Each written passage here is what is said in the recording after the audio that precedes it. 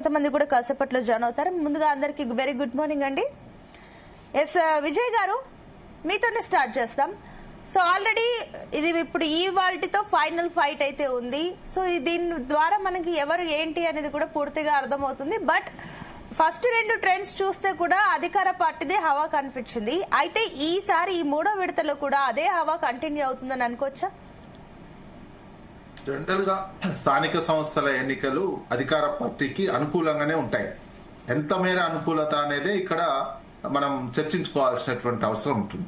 ఎందుకంటే మన ఎక్స్పీరియన్స్ ఉమ్మడి ఆంధ్రప్రదేశ్ కావచ్చు, విభజన తర్వాత జరిగినటువంటి ఇతర రాష్ట్రాల్లో జరిగిన అధికార పార్టీకి అనుకూలత ఎంత శాతం ఉందంటే 90% వరకు ఉంటుంది. 90-95% వరకు అనుకూలత ఉంటేనే అధికార పార్టీకి అనుకూలంగా ఉన్నట్టు లెక్క. ఎందుకంటే పూర్తి అధికారం ఉండేటువంటి అడ్వాంటేజెస్ ఉంటాయి, పోలీస్ ఉంటుంది, స్టాఫ్ ఉంటారు. వీళ్ళంతా ఇన్సైడ్ గా తెలియక కొన్ని అధికారం ప్రభావంతో వీళ్ళంతా అధికార పార్టీకి అనుకూలంగా వ్యవహరించేటువంటి నేపథ్యం. పబ్లిక్ కూడా అదే మూడ్ లో ఉంటారు, అధికార పార్టీ ఉంటారు అనేది అనుకుంటారు.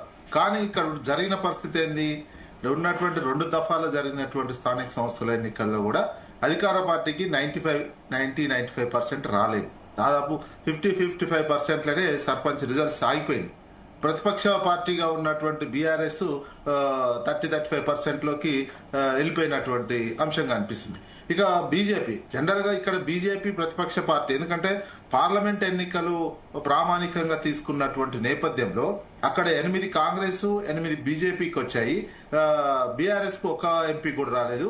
అప్పటి నుంచి ఒక ప్రామాణికంగా తీసుకొని రాష్ట్రంలో ఒక ప్రత్యామ్నాయం బీజేపీ బీఆర్ఎస్ లేదు, అధికార పార్టీకి ప్రత్యామ్నాయం అనేది ఒక జరిగినటువంటి చర్చ కొనసాగింది. కానీ స్థానిక సంస్థల ఎన్నికల్లో ఆ రకమైనటువంటి వాతావరణం లేదు. లేకపోగా అధికార పార్టీకి అనేక చోట్ల ఏమైతుందంటే అధికార పార్టీని ప్రతిపక్ష పార్టీగా ఉన్నటువంటి బీఆర్ఎస్ టీ అంటే ఢీ కొడుతున్నటువంటి అంశం. అనేక చోట్ల ఘర్షణలు అవుతున్నాయి, అనేక చోట్ల కొట్టుకోవడాలు జరుగుతున్నాయి, పోలీస్ కంప్లైంట్లు జరుగుతున్నటువంటి సిచ్యువేషన్ ఉంది. ఈ నేపథ్యంలో ఓటింగ్ శాతం కూడా బాగా పెరిగింది. ప్రత్యామ్నాయం తెలంగాణలో అనేది బీఆర్ఎస్ అనే అంశానికి ఓటింగ్ అంటే పార్టీ గుర్తు మేరకు జరగకపోయినా ఆ పార్టీ బలపరిచినటువంటి అభ్యర్థులు పోలీస్ కేసులు ఇవన్నీ ఎదుర్కొని కూడా నిలబడగలుగుతున్నటువంటి అంశము ఇక్కడ ప్రత్యామ్నాయం అధికార పార్టీకి ప్రత్యామ్నాయం బీఆర్ఎస్ అనేది ఈ స్థానిక సర్పంచ్ ఎలక్షన్ గుర్తు లేకుండా నెక్స్ట్ ఎంపీటీసీ జెడ్పీటీసీ ఎలక్షన్ లో ఎలా ఉంటుందో చూడాల్సినటువంటి అవసరం ఉంది. కాంగ్రెస్ పార్టీ ఏంటంటే విత్ ఇన్ దాంట్లో కూడా గ్రూపులు, అదే విధంగా రెబల్స్ కూడా సమస్య ఎదుర్కోవడం జరిగింది. ఈ సమస్య కూడా అనేక చోట్ల ఉన్నది. కొన్ని కాంగ్రెస్ పార్టీకి సంబంధించిన సొంత నాయకుల ఊర్లలో కూడా కాంగ్రెస్ పార్టీ బలపరిచినటువంటి అభ్యర్థులు ఓడిపోవడం జరిగింది. ఆ పార్టీ ఎమ్మెల్యేలు బలపరిచినటువంటి అభ్యర్థులు ఓడిపోవడం జరిగింది. ఇది ఎలక్షన్ లో జరిగింది 2 దఫాలు. 3వ దఫా కూడా దాదాపు అదే సిచ్యువేషన్ ఉండే అవకాశం ఉన్నది. ఘర్షణలు ఉంటాయి. కాకపోతే అధికార పార్టీకి ఎక్కువ స్థానాలు వస్తాయి. అధికార పార్టీ ఉన్నటువంటి నేపథ్యంలో ఈ ఎక్కువ స్థానాలు వచ్చే విధంగానే కనిపిస్తున్నది. ఎంత శాతం అనేది ఇక్కడ ముఖ్యం.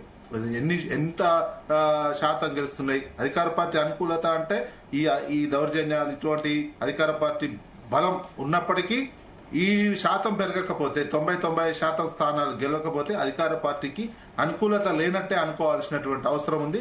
ప్రత్యామ్నాయం తెలంగాణలో ప్రత్యామ్నాయం అనేది బీఆర్ఎస్ అనేది మాత్రం ఈ ఎలక్షన్ల ద్వారా తెలిసింది. బీజేపీ చాలా నామినల్ ప్రభావం చూపించగలిగింది ఈ ఎలక్షన్ లో.